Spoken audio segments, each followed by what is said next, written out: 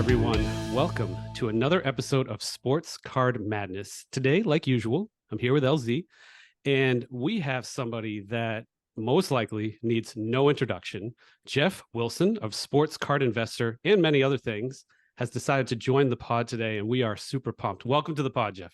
Well, thank you, Nick. And I'm super pumped as well to be here. Much like you guys, I share a love for on-card autographs, particularly, vintage on-card autographs. And it's something that I've kind of grown an increasing desire for in terms of, collecting that. So it's exciting to get to talk with you guys because you guys have built up incredible collections in that regard. Very cool. So, Geoff, you might not know this, but I wanted to tell you right off the bat. You are the reason I have the full 1986 Fleer set autographed. So the first content I ever consumed of yours was an amazing YouTube video where you had your own autographed 1986 Fleer set and you went through it card by card. And I thought to myself, my goodness, that is unbelievable. Like, that's amazing. How can I do this? So I wanted to personally thank you for sparking that in me. It was a really cool, it was a little bit different how I went about it. I kind of got a lot through the mail and signings and everything, but it was really cool. So thank you. Yes, and I have that set right here. My goodness. I unearthed it here from the vault. I've got it right here. It's still probably, my single favorite collectible that I own, I would say, is that set. Now I got it the easy way. I just wrote a check to somebody who had done all the hard work. You did all the hard work. Sure. Your set is more admirable than mine because you actually did all the hard work to piece it together. I just took a shortcut and wrote a check, but I think it's an incredible set. It's something that I cherish. I love that era of basketball. I grew up in the 80s and the 90s, obviously, and I remember like Dream Team. Like the Dream Team hit right when I was starting high school, and so that was like just kind of a sporting moment that I just remember a lot from my childhood. And so that, like, the 80s and the 90s, it just has a lot of significance to me. And of course, so many of those 86 Fleer, so many of those players from that Dream Team, their quote rookie cards are in 86 Fleer. And so like I just consider that to be just kind of the ultimate set. Yeah, it is definitely a magical set. We're all from the same era. We all kind of grew up at the same time, Geoff. And a shout out and a thank you to you as well, because it's motivated me to go for the set. I'm 14 away. Yeah. And with you cutting the check, like, I just thought of how you don't have to deal with a lot of the headaches that Nick and I have had to deal with. Headache of the day for me. I got the Barkley rookie card signed. It got shipped to me. And I was going through my cards today. I have about like probably 8 that I need to send to PSA. These are all raw signed. And I'm like, where's the Barkley? Like, it's nowhere to be found, Geoff.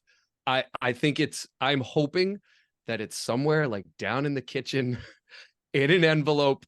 I right before this, I was freaking out a little bit. So yeah, it's, building a set like this is, there's just a lot of kind of, operations that needs to go into it with spreadsheets and tracking where all your cards are. So kudos to you for having that beautiful set.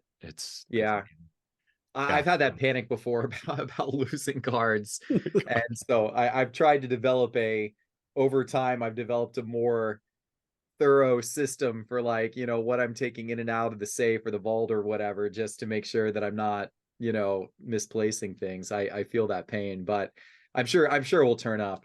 Yeah, it's exciting. And Nick, you just got your Jordan, right? And that was the one you needed to complete the set. Yeah, well, I have the completed set. I have a Jordan in ballpoint, which I'm okay with, but I want the whole set in Sharpie. So I've got the set. And then this technically is an upgrade. So it's a guy who got Jordan sign 50 plus cards in the late 80s and lives in the Chicago area. And finally, after 2 years, I've been just working on him and trying to get him to sell it. And he's like, all right, just fly out here and we'll make it happen. And I'm like, okay, done. And actually, the first attempt got canceled by a hurricane. But a few weeks later, I made it out there. It was this past week. And it's on day 3 at Beckett right now. Not that I'm watching or anything very closely. And if that gets back, it'll be in a Beckett slab. I may cross the PSA after some time, but obviously there's some sizable fees associated with that. So we'll see. That might be the flagship of it, or I might keep the ballpoint. Larry, LZ is going to get the whichever one I don't keep, I think. It's nice to have a brother-in-law who's into this, Geoff. Not gonna lie. Yeah, no, that's helpful. Well, you know, as I said to you, Nick, this guy who you're referencing is someone of great interest to me, because I've started to collect you know, the various 1980s Michael Jordan cards signed, right? So I've gone beyond 86 Fleer. I've got his I've got the 84 star US Olympic team card.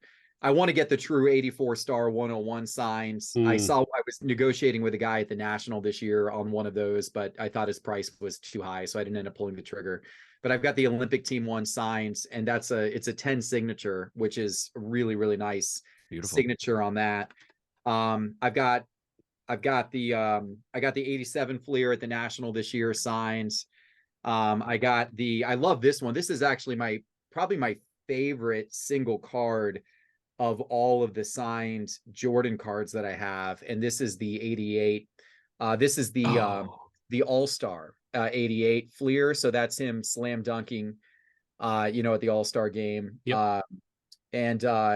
It's just, yeah, I just love this card. It's also, this one is a PSA 9 auto grade of 10, which is the highest that exists in that card in terms of grade. I think it's a pop 1. There's only one PSA 9 that's ever been autograph authenticated, and none higher. So it's a pop 1, highest possible of that particular card. So that's probably my favorite, actually, Jordan card, because I just love the image of that so much. I picked up the 89 Fleer at the National this year as well. So I'm building up more of those 1980s Jordan cards, but I've got a lot still to go. I think we can fill some of those gaps. I know for a fact he's got the 101 signed. His brother has the Miller 1 sign. I think that's 84. He basically has everything. It's just a matter of convincing him to part with his children. Sure. That's a great collection. Yeah, I love that stuff. It's a lot of fun. Now, do you guys have the stickers from 86 Fleer signed as well? Yes. I do. Mm-hmm. Great. So you've got the full 144 then. Mm-hmm. Yeah. Even, I mean, I took it, I guess it might be mild OCD on my end, but I got bored when I finished the set, and I just started getting, I got like 20, 25 checklists, and I looked up every referee from that season that's still alive, and I got them each to sign an individual checklist, along with, like, you know, Jerry Reinsdorf saying, glad we drafted MJ, and Jeannie Buss signed one and said Showtime Lakers on it. And then I went to LZ and I'm like, I need a new set, which is why I started diving into the 1969 Tall Boys. But yeah, it's crazy. It's been fun. Yeah, that's awesome. That's really neat. Geoff, let's this is a great time to have you on the podcast, because recently you made a big announcement, a new endeavor that you and 2 business partners are taking on, which is Cards HQ. Yeah, Cards HQ. Yeah, tell us about this. I mean, I really want to dive into this. I'm very interested. I'm interested in it for a couple of reasons. I've been telling Nick for a while that we need to have a card shop owner on the pod. So that you're diving in, and I want to hear all about it. So please tell our audience what's going on. Well, yeah, hopefully I'll officially be a card shop owner January 26th, because that's the day that we're hoping to open. Cards HQ is going to be, we would like to think, you know, one of the premier card shops in the world. When we open, we're building out. It's a 14,000 square foot space here in Atlanta, Georgia. So a really big space, former Pier 1 store. It was actually Southeast headquarters for Pier 1. So it's a big store and a big back office and a big warehouse, which works out perfectly for us because that, that kind of gives us everything we need. And so we leased it earlier this year. We are underway with construction right now. They're building the whole thing out. We got a really good architecture firm to do a really neat design of the space. And we're really, there's two things that we're really focused on that I think give it some uniqueness from what you see with other card shops, and that I think will make us stand out and hopefully be a very memorable, experience for collectors. So the first thing we're really focused on is in-store experience and creating an environment where when you come to Atlanta and you walk into this shop, that you want to stay, you want to spend the day, you want to linger, because it's fun, it's inviting, and it's encouraged for people to come in and stay. It's not transactional. It's not, just come in and buy a box and get out. It's, hey, come and bring your cards and trade and show your cards off to other people and watch sports and rip a box or two. Like, that's the kind of the environment we want to create. So we intentionally added things to the store design, like, first of all, a big customer lounge with 9 televisions and, plenty of room to watch sports, lots of tables for trading, so people can come in and trade. And then I'm really excited about our breaking arena, our card breaking arena, where we actually have a custom table that we've had built that is looks really cool. It's like a final table at the World Series of Poker, with lighting in the table, card cams in the table, and you can sit there and you can open up a box. Anyone can do it. So it's any customer can come into the store, buy any box you want off of our shelf, go sit down, and whether you're opening it yourself or whether you want to pack battle with a friend and sit there and pack battle, the whole thing is going to be streaming live all day long on YouTube. So, anyone you want to watch from anywhere in the world, or if you want to save clips of it for social media later or whatever, it's all there, it's all streaming. And you can come in and there's, bleachers in the store for people to sit and watch other people opening up boxes. And television, so it's all zoomed in and you can see the cards clearly, and the people's reactions and all that kind of stuff. And so it's I think that's just going to be a really fun experience. And I think even if you don't come in and rip a box yourself, I think just sitting in the stands and watching other customers rip their boxes and what cards are they getting, and and we're going to do some fun stuff with that too. Like, we're going to have certain probably like bounty prizes, and if somebody pulls a 1 of 1, everyone in the store gets a free pack as of that moment in time, or stuff like that, just to kind of make the whole thing fun and interactive. So the in-store experience is a big deal to us, and we're doing a lot to really make that memorable. And then the other element is, we also though recognize that probably only a small percentage of people who watch sports card investor content will ever be able to make their way to Atlanta and walk into the store. So how do we give this store experience to the 95% of our audience that's never going to walk into the store in Atlanta? And so we're going to be doing live streaming from the aisles of the store 24 hours a day, 7 days a week. And no one's ever done anything like this before. There's plenty of people that go live on, the various platforms like Whatnot, and they sell singles, but they do it from a studio. They do it from a desk, right? And they show a single on the screen, and then they auction it or attempt to sell it, and then they move on to the next one.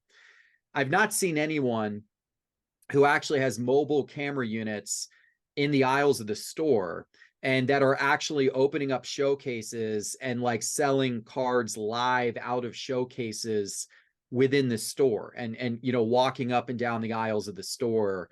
And so that's what we're going to do. And so we've got, special roving camera units. We're going to have live video hosts in the aisles, and we're going to be live 24/7. So even if it's 3 a.m. and you want to, check out our showcases of Michael Jordan cards, you'll be able to go on and do so. So it's going to be innovative in a lot of ways. We're hoping what it does is it sets a new standard for hobby shops, and we're hoping that others in the country raise the bar in their own ways, and maybe they find some unique ways to do it that are are different than what we're doing to add their own spin on it. But we're hoping that it just overall raises the collector experience and establishes kind of a new baseline for what that experience can be when you go into a hobby shop. It really, yeah, you're trying to make this a destination, to your point. This is, I mean, with what you just described, my goodness, right? This is, it's all around experience. Me and Nick talk about that a lot, right? And that's what you're creating. You're not just creating a transactional experience. You're creating a full day experience. That's really interesting. Roaming around the aisles. So customers are going to be either on camera or right behind the camera, getting involved, watching these breaks, watching these sales. That's really cool. That is really cool. I know you've been building up to this idea, and you have a couple business partners in this. Like, why now? Why do you think now is the time to do something like this? That's a great question. I mean, it's something we have been working towards for a while. It's something that I've been thinking about for the last couple of years. And then we made the decision to actually do it about a year ago. I continue to be very excited about the future of the sports card hobby. I continue to believe that the hobby is going to grow significantly in the years ahead. And, I would say, to be honest, Fanatics getting involved and placing the investment that they have placed into the hobby has strengthened that confidence that I have. They made a big bet on the future of this hobby and the growth of this hobby. And I see what's happening behind the scenes there. I know the people they're hiring. I know the investments they're making. I know what some of their future plans are. And they're really committed to growing the hobby and doing it in a smart, collector friendly way too. Like they're not just trying to create the next hype cycle where, everything spikes up on the charts and then it cools off again and crashes back down. They're really not trying to do that. They're trying to build a sustainable growth. And they recognize that in order to do that, they've got to build more collectors, not just flippers, not just, investors, but they got to create a larger and larger collector base. And because they want it to be sustainable and they want it to be healthy and they want the whole ecosystem to be healthy. And I think it's really smart. And I think that they're going to be successful because I think they're putting investment into marketing. I think they're putting investment into product development. And I think they're going to be able to connect cards with athletes and cards with pop culture like was never possible in the past. And you're starting to see some of that now. Like some of the things they've done in recent months, whether it's Tom Brady and Kevin Hart and Travis Scott showing up at trade nights in New York a few weeks ago, or whether it's the, private event they did with Victor Wembanyama, which I had the opportunity to go to a month or two ago, or they got a lot planned like that, right? And I think that that's really going to kind of redefine the connection between cards and athletes and pop culture and all that kind of stuff. And I think it's going to bring more and more interest and attention to cards, and more people are going to get interested in it and start collecting. So I'm betting on the long term. I'm betting on the hobby continuing to grow, and I'm betting on us being part of the growth. I'm betting on us by creating a really amazing in-store experience and online shopping experience. I think we are going to help fuel that growth as well, because I think, in Atlanta, when new collectors walk into the store and they're like, wow, like this is cool, like we want to be part of this, like that's great. And then hopefully we end up creating collectors for life whose first touch points are, coming into our hobby shop. And if we're able to do that, then, we're part of that group that's helped growing all of it, which would be really exciting. You touched on, Fanatics, and especially some of the recent events. This might be getting a little ahead of things, but are you thinking about doing things like that in the store too? Like trying to bring in some athletes and celebrities and doing kind of those in-store experiences as well? Yeah, we'd absolutely love to, for Yeah. sure. Yeah, Hmm. yeah, and we'll have to figure out obviously some of that as we go, but the idea is to have this store be an experience, and so I think there's a lot of different ways you can go with that, but one way is definitely to have in-store events, and to have, athlete appearances and special events in the store. So yeah, I think that would be something that we would love to do. Hmm. Nice. Um, you'd mentioned just growing the hobby, and I know you're a big advocate of getting kids involved in the hobby. Um, 100%. yeah, and Nick and I talk about it a lot as well. What do you plan to do in the store for kids? Yeah, so we're gonna have a dedicated kid trade zone. I don't know if you guys saw at the national this year, our kid trade zone there, and Yeah. that was really special. It surpassed.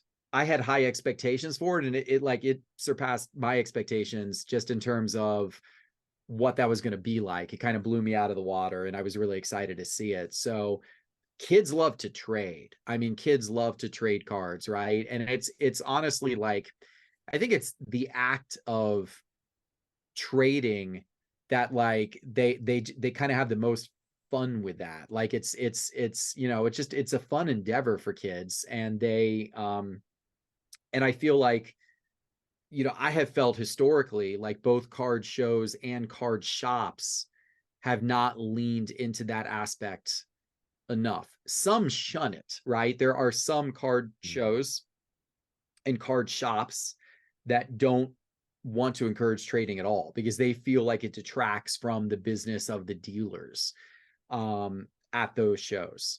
And like, I'm not going to argue, I guess, against if adults are showing up and doing trades with each other, that, people are putting cash into the deals. And so cash is being taken off the show floor.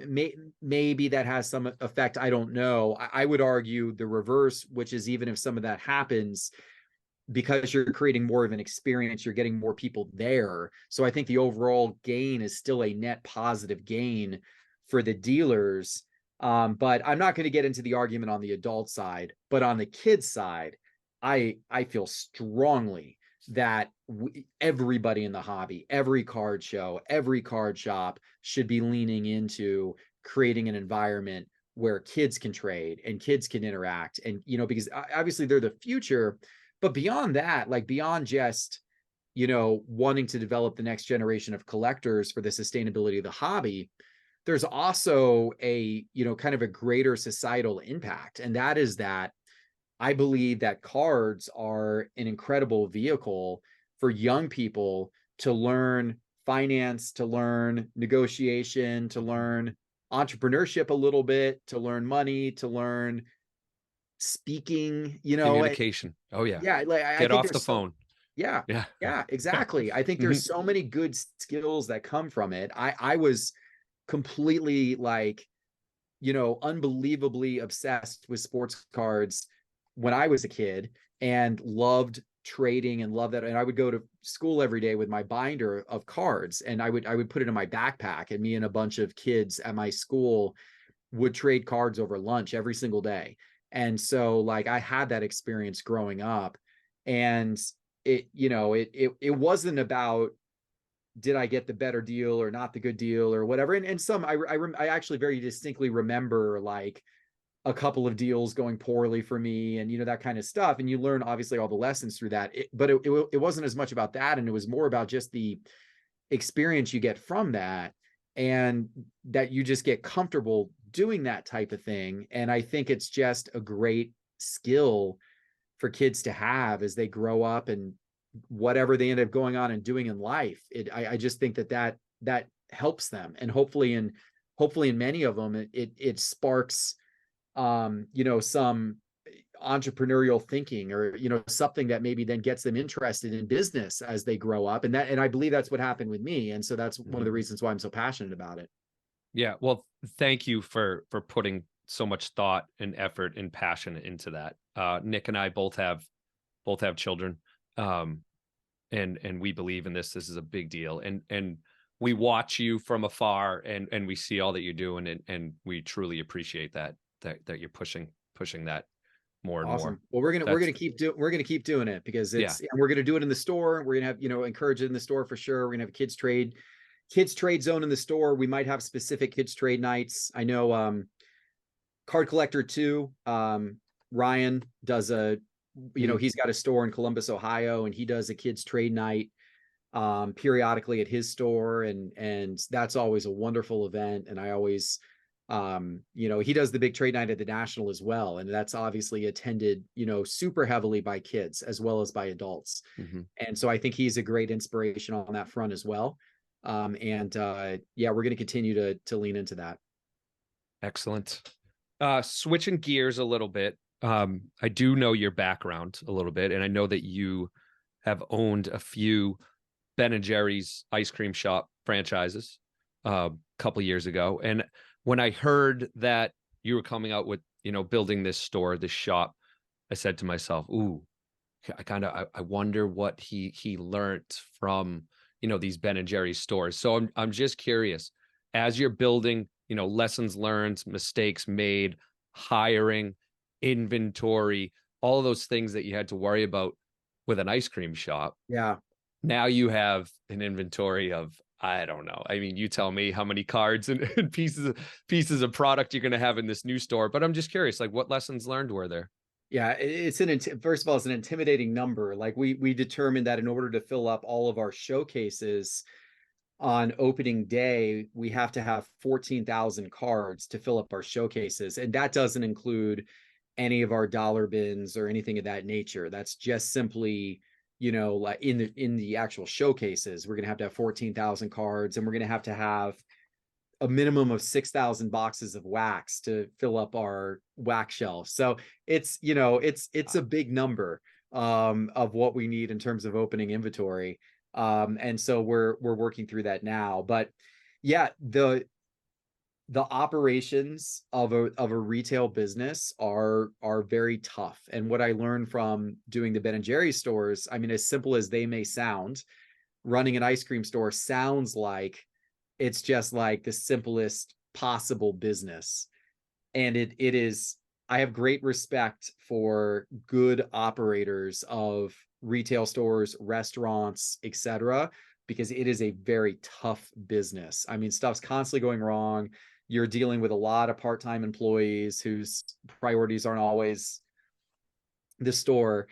And my background otherwise, other than that, has been excuse me, more like corporate, technology companies, agency, that kind of thing. And so honestly, it's a lot easier when you have a lot of like white collar, highly paid career professionals. They're going to show up and they're going to do their job. It's like, it's a little bit of a different world sometimes when you get into retail. There's two things I would say that I really kind of most focused on and took away. One was, I've got to have really good operational partners if this is going to work, which is the only reason why I hadn't done it earlier, because if it was, we had toyed around with it, really ever since 2020. I had conversations with my sports card investor team about, do we open our own card shop? Do we open our own card shop? And I was always hesitant because I said, we'd really need strong operational partners to make that happen. And when I met Carter and Ryan and got to know them a bit, that's when I was like, okay, these guys are the right guys to really make this happen. And so that was part one. So I'm thankful to have them. And then part two is, while we are building a retail store, we are first and foremost really looking at it as if it's an online experience. And our revenue mix, like when we're looking at our projections for how we think we're going to get revenue, we're projecting significantly more revenue from the online live streaming sales than we are people walking into the store in Atlanta. And the store is going to be great. The experience is going to be great for the people who walk in Atlanta, but we're more focused on the online experience in terms of our revenue mix. And I think that leans into what our strength has been as an organization since we started, which is, good quality video production, education, entertainment, inspiring, collectors so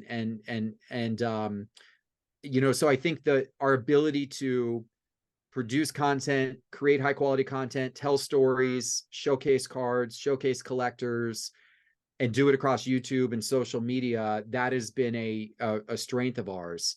And so how do we bring that into the card shop environment and then utilize that to help promote the store, help sell cards, and then just showcase everything that's going on and tell the stories of collectors who walk in the door and everything like that. And so that's the other element of it too, is like, we leaning into that side is really, really key for us.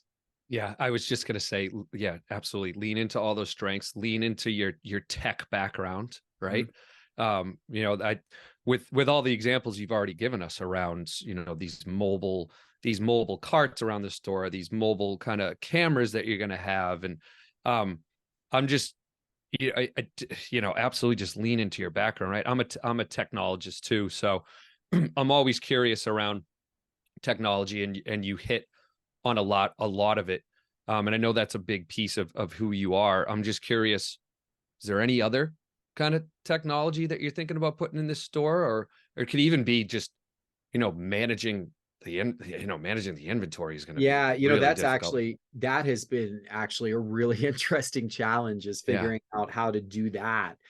And there's not wonderful solutions out there. There's some being worked on and being developed right now, and they're coming along, but that's an area where the hobby has been underserved. I mean, from a technology standpoint in general, the hobby is just behind the times. It's been tremendously underserved, and it's improved a lot over the last few years. Like you've seen the big auction houses come out with apps, come out with updated websites, more friendly experiences. I mean, that's been very helpful, because, trying to like bid on cards on Golden's website, 2 or 3 years ago was a nightmare. It's gotten better, as has PWCC, and, eBay's made some improvements to what they're doing. And it's all of that's gotten better, which is good to see, but it still has a ways to go. And,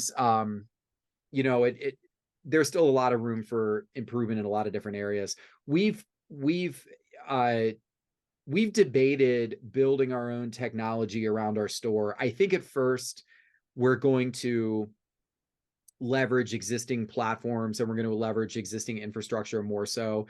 I've been, one area where the technology has gotten really good is around like live selling, like, apps like Whatnot and Fanatics Live, and now eBay Live is come onto the scene. And then obviously you've got others like, Drip and Network and Loop and Card Shop Live, and these apps provide a cool experience. And so I think we're not going to try to create custom tech there or reinvent the wheel there, at least at first. And I think we're going to, lean on some of these existing platforms. But I think the magic's going to be more so in how is all this stuff interconnected? Like, how do you get your inventory of the 14,000 cards we have on display? How are those loaded into Whatnot, and loaded into TikTok shopping, and loaded into Shopify, and loaded into eBay, and then have it all synced in real time? And so if a card sells over here, you're not also then selling it to somebody over there and ending up with a problem. And that's interesting in an in-store environment. Like if somebody buys something online, how do you get it out of the showcase right away so that a customer doesn't pick it up and walk to the cash register with it? So there's a lot of complexity there that we're working through, and there's none of the solutions that are out there right now are quite robust enough to solve every problem, but they're working in that direction. So I think as time goes on, that will get better and better. Yeah, well, I could go down a rabbit hole for a while with that technology topic. Nick and I have been talking a lot about how we need to start doing some segments around technology. So once you get your sea legs, maybe we'll have you on again to talk about this inventory problem But I have been swallowing up all the air, Nick, and I know you're chomping at the bit here. So, what do you? Yeah, go ahead, Nick. I'm sure you have a lot to ask. Yeah, sure. So we'll shift this back to vintage autos in a minute, but from one entrepreneur to another, I wanted to say how much I respect the visibility you're providing to this. I actually think you should probably call Harvard up and maybe get like a business case study done out of this to the MBA students, because at the end of this journey, it's going to be pretty cool. You probably don't realize it yet, but I can kind of see where this is going. So before we dive back into vintage, kind of a rapid fire question. And again, I've been an entrepreneur. I kind of feel the pains you're feeling. What keeps you up most at night about this new card shop, and what are you most excited about? What's keeping me up right now is just the sheer amount of stuff to do. Now that we've got an actual opening date that we're trying to work towards of, January 26th, and that's only like a little over 3 months away. So there's a lot to do. I mean, we've got to hire a team of at least 25 people to start. And, we've received a couple hundred applicants through our website since we made the announcement, but we haven't started in interviews yet. And so, that's a massive project in and of itself. We've got to buy the inventory, to get, and that is now underway. And, we started officially doing that last weekend at the Nashville Card Show. And actually right now, my partners, Ryan and Carter, are at Chantilly at that card show. And then they're going to a card show a weekend, every weekend between now and when the store opens, essentially in January, just buying inventory. But that's also challenging because you have to worry about market conditions too, right? I mean, so buying inventory in October to sell in January, you don't want to end up like it's dangerous, to do that. Especially less so with vintage cards and that type of thing, but especially if you're trying to buy like modern NFL quarterbacks. Like, my God, like they're some of those cards may be worth 25% of what they are today if somebody finishes their season very poorly, right? So you got to be, it's difficult. So we're trying to prioritize the buying so that this first month to 2 months we're more concentrated on cards that we feel are more stable and safe. So less of the young rookies, prospects, that type of thing. And then as we get closer to the store opening, that's when we'll start to shift to try to go buy your guys who are currently active. But it's a challenge, right? So it's just and then there's a zillion other things. I mean, we're figuring out how. I mean, obviously got the whole build out of the store, but then all the logistics around the live selling and the breaking and all that kind of stuff. And how are all these studios going to be set up and configured, and what equipment are we going to use, and all that stuff. We're like in the process of trying to figure all of it out right now. And there's a million things like that. So there's definitely stress around, how are we going to get it all done in time? And right. And we'll figure it out. And, we'll hustle like hell to get it all done in time. But that's keeping me up. What I'm most excited about, I'm excited about creating a really unique, memorable experience. And I would be most excited if I feel like what we're doing in the store has an overall net positive impact that's felt beyond the store. Like that's what I want it to achieve. I want other card shops to look to what we're doing for inspiration. I want other card shops to open in the country that, copy elements of what we do, or try to take elements of what we do and take it up to the next level, right? I would love to see that happen, because then that's going to create a stronger ecosystem around the country. And so, and I love to show people kind of what's possible.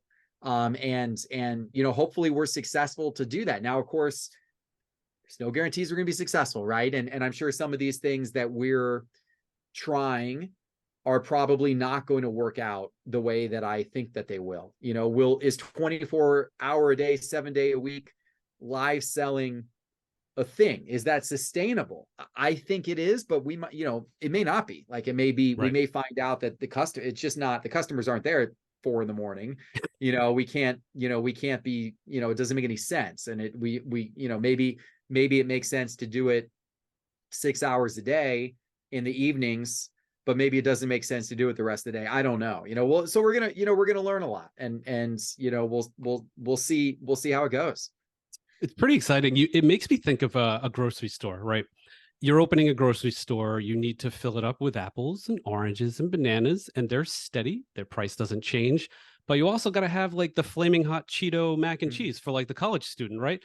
You might not sell any of those. You don't know. So it's funny you mentioned that with the card values, the type of cards you have, vintage being more steady. So good luck, Geoff. This sounds pretty fun, pretty gnarly, but pretty fun. I think it'll be awesome. So, Well, I mean, at the end of the day, it's cards. I mean, good right. God, like this whole, the whole, like, I honestly, at this point, like, I can't imagine doing anything else in my life at this, like, in terms of starting my own venture from scratch. If I were to start anything else at this point, like, the only other thing I could really see myself doing at some point is, maybe some type of charity endeavor, right? Because outside of that, where obviously that would have the mission to really allow me to kind of dedicate my full heart to it, like, I just don't see it again. Like, I've done, I'll continue to invest in different types of companies. I'll continue to invest in startup founders with different tech companies and help mentor them and help coach them and everything like that. But like, in terms of me actually being the founder, it's, nothing could be as fun as doing this. And so, sure. I'm going to lean in super heavily to this, and I hope that, we create something super successful here. I think you will. I know you and your family are fans of Disney just from following you on Instagram. So I have a feeling this will become like the Disney world of cards, hopefully. That would be amazing. I mean, like, that would be incredible, right? I want it to be that experience. Like, I want people to speak about it with a reverence that, like, if you're a collector, you got to go here. Like, you got to check this place out. I hope we get to that point. That would be a tremendous honor if we do. For sure. All right. So shifting back to vintage quickly, me personally, when I was looking at cards and getting into cards, I actually sat down with my financial advisor, who we're going to have on the pod in a couple of weeks. And I said, like, all right, I've got stocks, I've got bonds, I've got real estate, I've got private equity. What else can I do?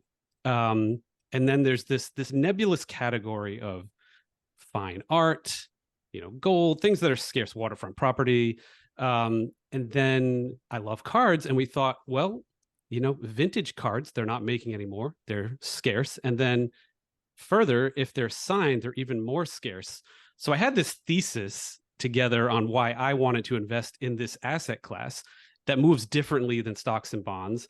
And I was also a collector my entire life. And I kind of put that together and then dove in.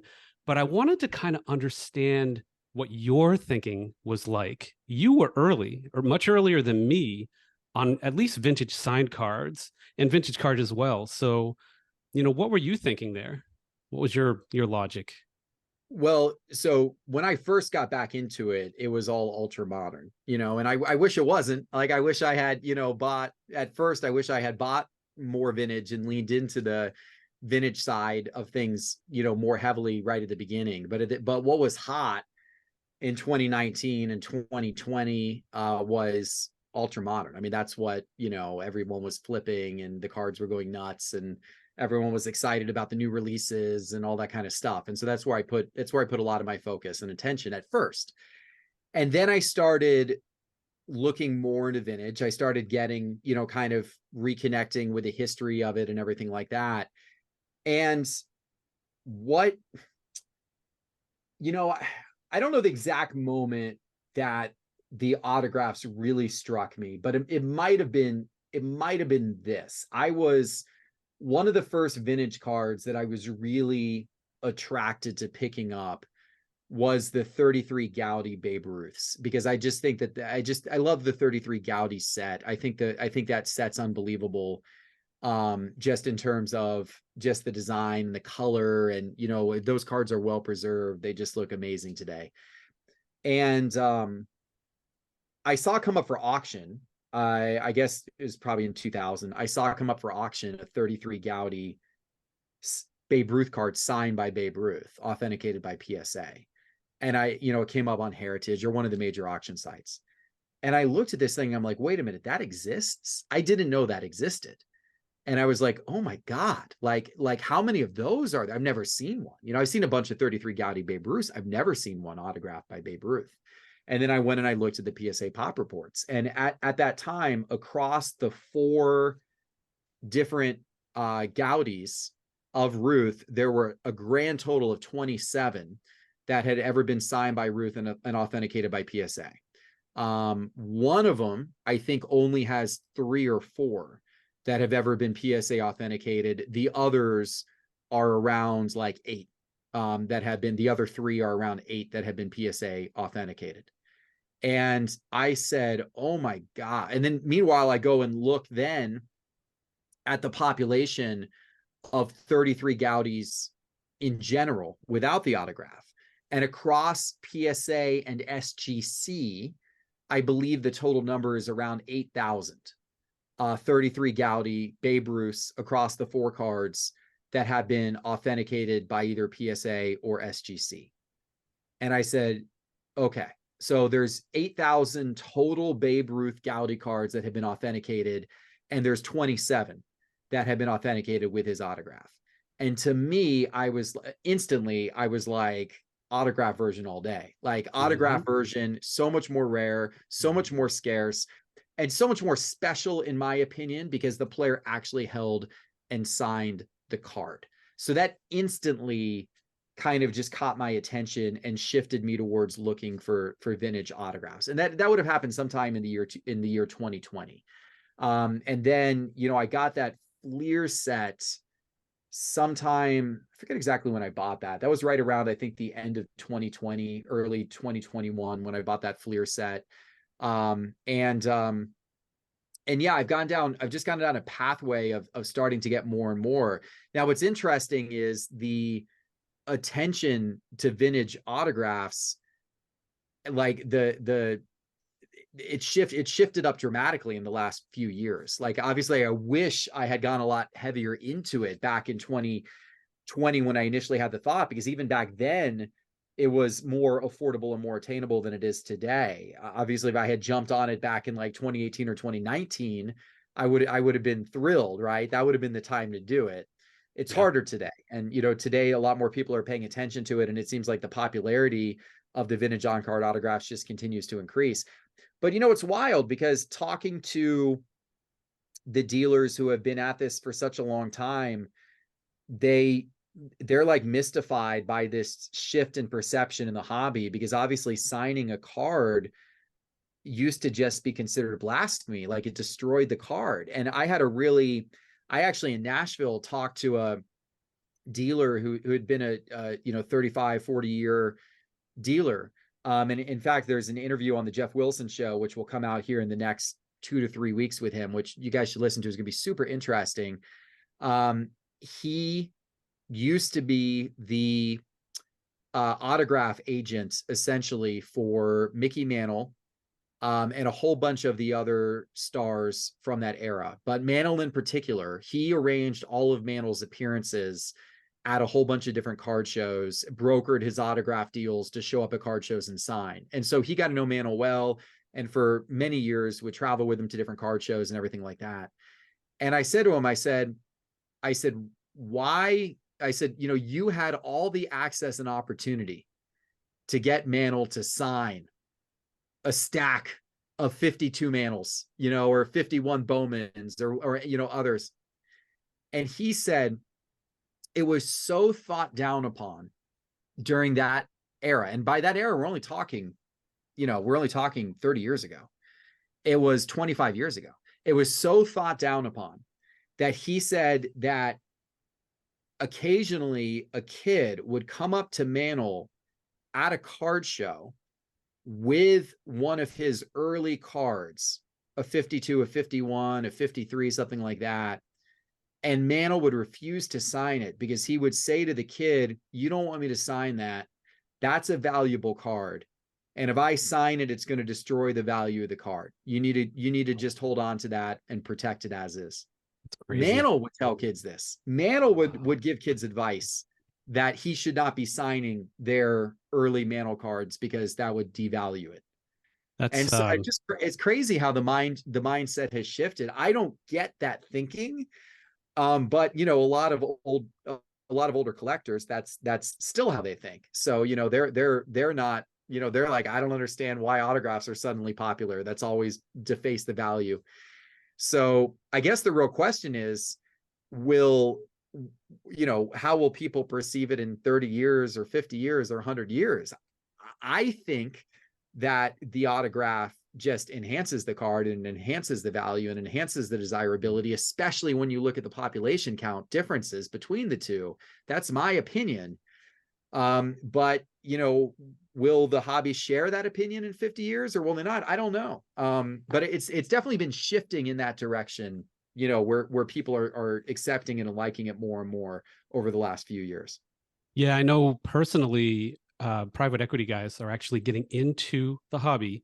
Instead of buying a Picasso or Mona Lisa, not Mona Lisa, but something like high-end art, they're getting in and they're buying high-end vintage autographed trading cards. And I think that's been part of the spike. And you say with scarcity, right? You think of our 86 Fleer set. One of the rarer cards on there is Derek Smith. There's 13 on the Pop Report PSA. Let's assume there's another 15 in attics somewhere unaccounted for, maybe another 10 at Beckett. How many of these sets can possibly be created? 30, 40? How many Picassos are there in the world? Much, much more. And that was the moment for me where I'm like, okay. And then for 69, forget it. You could probably have 5 of those sets that exist, the 69 tops. So it's been fascinating. So Geoff, I know we've had you here for a while. LZ's got one final question for you before we let you go. We ask every guest this question. Oh, you're gonna let me ask it, Nick? Yeah, sure. I've already talked a lot. No, I appreciate you've had a break. The last piece of it, Geoff. So we always ask our guests if you could have coffee or dinner with a sports figure who's either alive or has deceased. Who would it be and why? That's a great question. Well, I'll tell you, this is not this. I don't know if this qualifies as a sports figure or not, but one of the coolest moments in my hobby journey was I got to have dinner with Dr. Beckett, Dr. James Beckett, when I not too long after I came back into it and I started my show and I started my podcast, and he listens to my videos and everything from pretty early on. Like he was one of my very early subscribers. I guess he found me on YouTube or whatever, and he reached out just blindly via email one day, got my email address somehow. And I mean, I was still small. Like I was into this thing 6 months and didn't have a huge audience at the time, and he invited me to go to Dallas to have a dinner at his house. And so that was so cool, like because as a kid, everything was Beckett, right? I mean, Beckett. The Beckett price guide was everything. And so to get to go have dinner at his house and see his card collection, that was a pretty special moment, for sure. But in terms of someone who I haven't had the opportunity to have dinner with and do that type of thing, I think I'd have to go. I guess I'd have to go back in baseball history. I mean, I think I'd have to pick somebody who was, who's no longer with us, who wouldn't be possible today. And I think I would be, I don't know. I think I probably might go Lou Gehrig. Like, I think it's such an interesting story. I mean, he was such an incredible ball player, such an incredible, piece of baseball history during that era. And then to have to walk away from the game and to have the tragedy of being in your absolute prime and having to walk away from the game and know that your life is going to come to an end and it's going to deteriorate. And, you know, that's like, I can't imagine it. And, yet he handled it with such grace and with such positivity.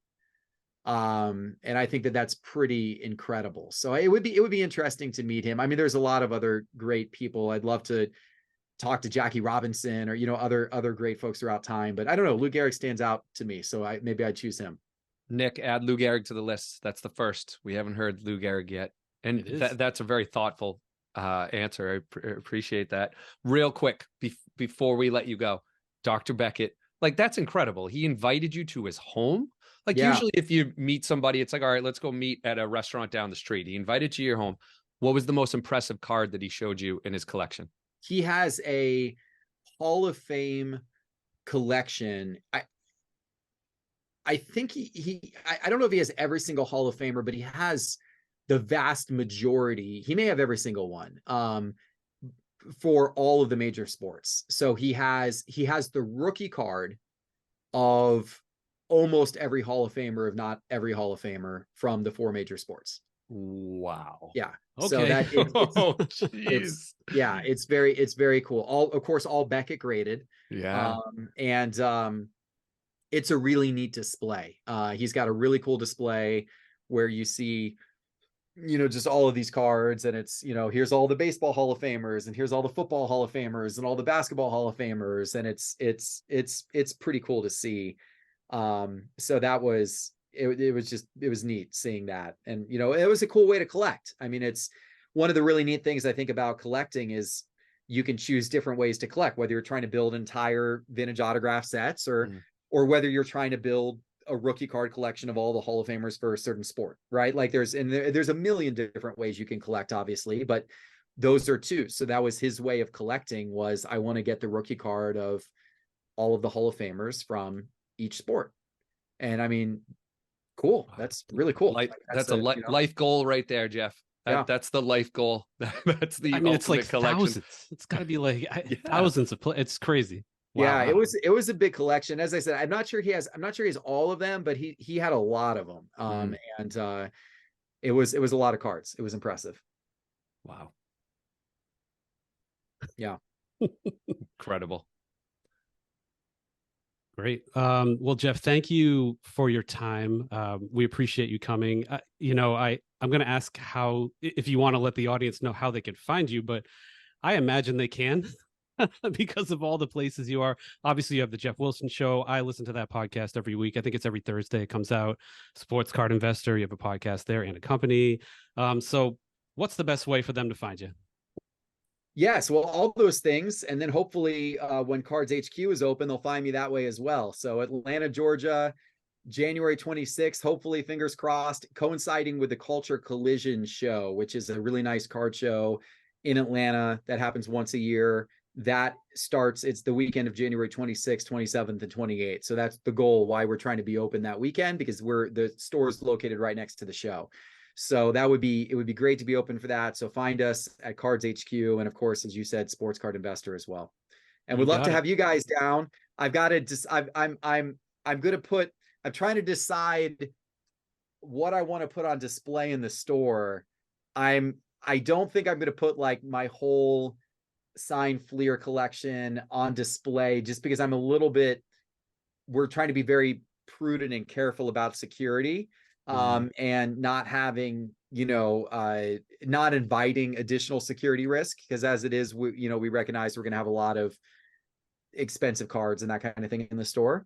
But I definitely want to put some stuff on display. So I'm still trying to figure that out, like what I'm going to do. But at a minimum, maybe we can have a vintage autograph night or something like that sometime, where we showcase some of these different collections. That sounds amazing. Down. Yeah, we will be there. I'll try to get the 69 top set finished before then. That's my goal. That's gonna be one hell of a set. That will be amazing to see. Awesome. Thanks again, Geoff. Very generous with your time. We appreciate talking to you, and this has been great. Thank you. Awesome. Take care, guys. Thanks, Geoff. Yep. Bye. Bye. All All right, everyone, that was another episode of Sports Card Madness. You can find us on Spotify, Apple Podcasts, YouTube, pretty much wherever you get your podcasts. If you like this episode, please take a few seconds and subscribe wherever you get them, and we'll keep them coming. Thanks, everyone.